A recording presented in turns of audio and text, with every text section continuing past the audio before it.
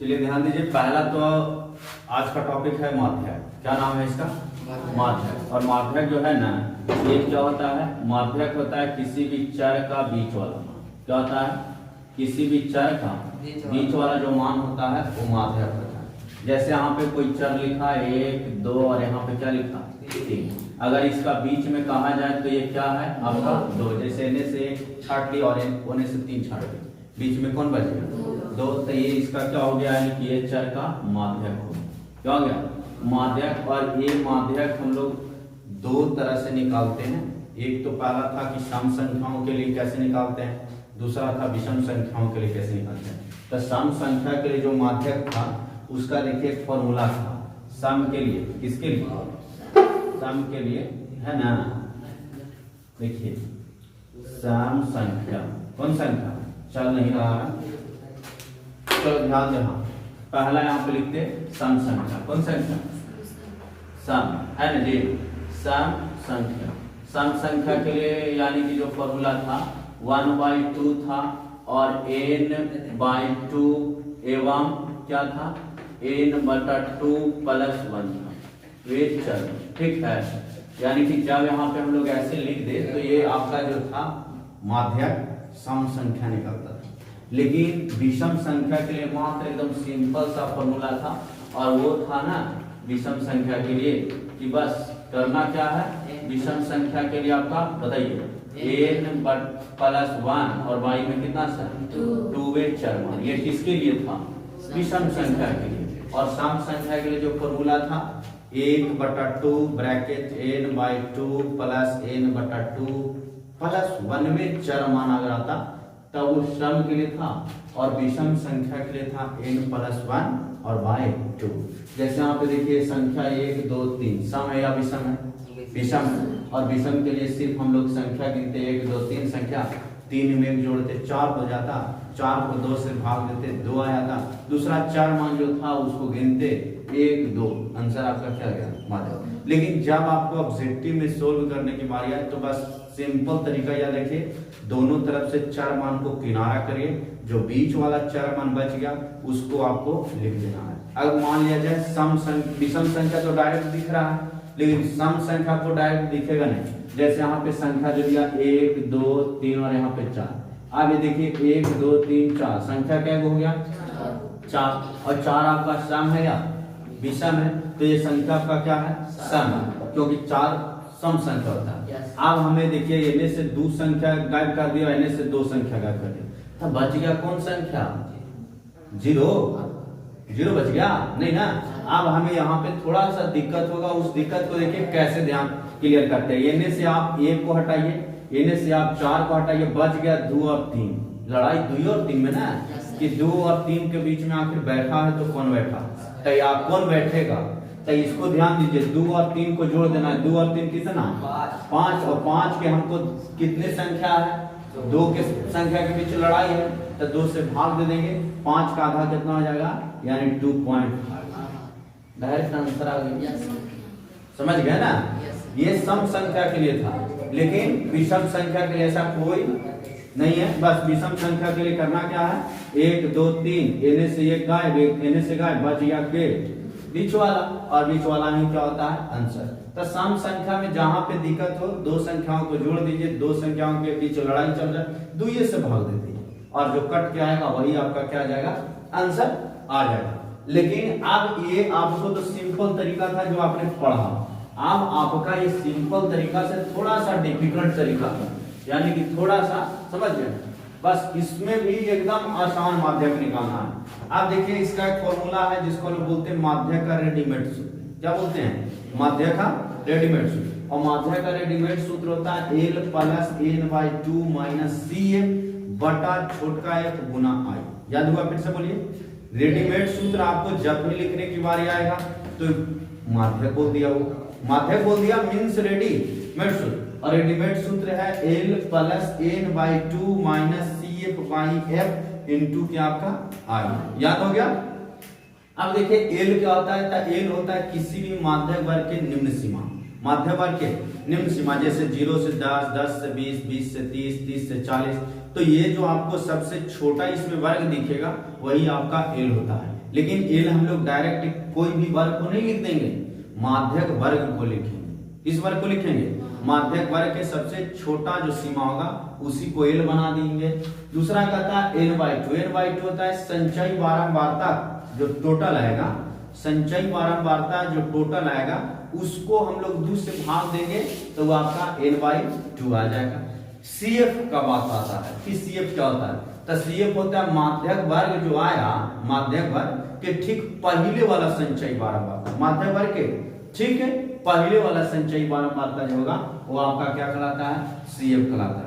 एक क्या होता है, तो माध्यक वर्ग की जो बारंबारता होता है, माध्यक वर्ग की जो बारंबारता होती है वो आपका क्या होती है F। और आई को समझ रहे हैं जो अंतराल है, 0 से 10 का अंतर है, 0 से 5 का अंतर है, 5 से 10, 10 से 15, 15 से 20, इसमें साफ क्लियर पता चलेगा कि डिफरेंस कितना है, हाइट कितना है। तो 0 से 5 बढ़ गया सर, 5 से 10 बढ़ गया, 10 से 15 बढ़ गया, 0 से 20 दे देता, 20 से 40, 40 से 60, तो इसमें डिफरेंस आपको डायरेक्ट पता चल जाएगा। और वही डिफरेंस आपका क्या कहलाता है, आई कहलाता है। क्या कहलाता है, आई।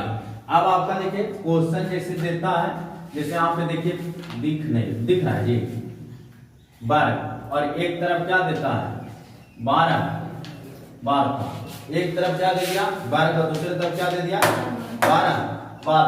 अब जैसे यहाँ पे देखो 0 से 10 दे दिया, 10 से क्या दिया 20, 20 से क्या दिया 30, 30 से क्या छोटी 40, और 40 से और ले लीजिए कितना 50। ठीक है, अब इसकी बारंबारता ऑलरेडी देगा, तो जैसे यहाँ पे कैसे देगा 2, 3, 4, 2, 5। अब बताइए जोड़ के आना चाहिए सम, 3, 2, 5, 5, 4, 9, 9, 2, 11, 11, 5 कितना हो गया 16, कितना हो गया 16, यानी कि टोटल n बराबर कितना हो गया 16।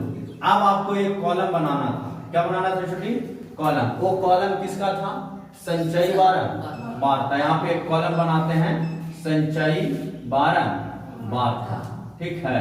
संचयी बारंबारता में सबसे पहले 2 का 2 लिखेंगे, 2 और 3 जोड़ के कितना लिखेंगे 5, टोटल बारंबारता संचयी बारंबारता होता है। तो 5, 5 में 4 जोड़ेंगे 9, 9 में 2 जोड़ेंगे 11, कितना 9 में 2 जोड़ेंगे, चलो न रे, 9 में 2 जोड़े कितना हो गया 11, 11 में 5 जोड़ेंगे छोटे 11 में 5 जोड़ दिया, कितना आ गया 16। अब देखो ये वाला 16 और ये वाला 16 दोनों क्या आना चाहिए बराबर, तब आपका माना जाएगा क्या कि सही है संचयी बारंबारता। अन्यथा आपका क्या होता बताइए, आपका बारंबारता क्या हो जाता गलत। तो संचयी बारंबारता निकालने आ गया, क्या टोटल बारंबारता क्या होता है संचयी बारंबारता होता है।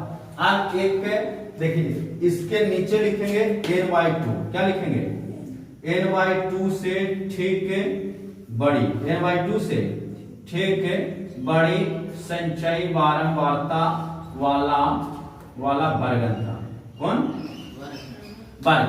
अब बताओ n कितना है आपका 16, 16 के 2 से भागा दीजिएगा कितना आएगा 8, कितना आएगा 8, कितना आएगा 8, 8 से ठीक बड़ा, 8 से ठीक बड़ा संचयी बारंबारता ढूंढिए 5, 9 है ना, 8 से बड़ा कौन है 9, और 9 का माध्यक वर्ग कितना हो जाएगा, तो हम लोग ऐसे लिख देंगे, यानी आप थोड़ा कैमरा घुमा दीजिएगा, माध्यक बराबर कितना हो जाएगा बताइए 20 से, माध्यक कितना हो गया 20 से 30। अब आपका एल लिखना है, क्या लिखना है एल बराबर बताइए बड़ा लिखेंगे कि छोटा, एल बराबर कितना आ जाएगा 20, तो 20 लिख दिए, कोई दिक्कत। अब आपका n/2 आपका कितना आया है, कितना लिखेंगे 8 लिख दिया, कोई दिक्कत। अब आपका आया CF का हट संचयी बारंबारता के ठीक पहले वाला, तो संचयी बारंबारता के ठीक पहले कौन है 5, तो यहाँ CF बराबर कितना लिख देंगे 5। एक होता है बारंबारता, तो संचयी बारंबारता के बारंबारता कौन 4 तक, एक हो गया 4। अब आई इक्वल कितना का डिफरेंस है 0 से 10 से 20 कितना का 10 का, तो यहाँ कितना लिख देंगे खत्म। अब सूत्र लिख देंगे। सूत्र क्या होता है छोटी? L plus n/2 minus CF बटा F गुना क्या छोटी?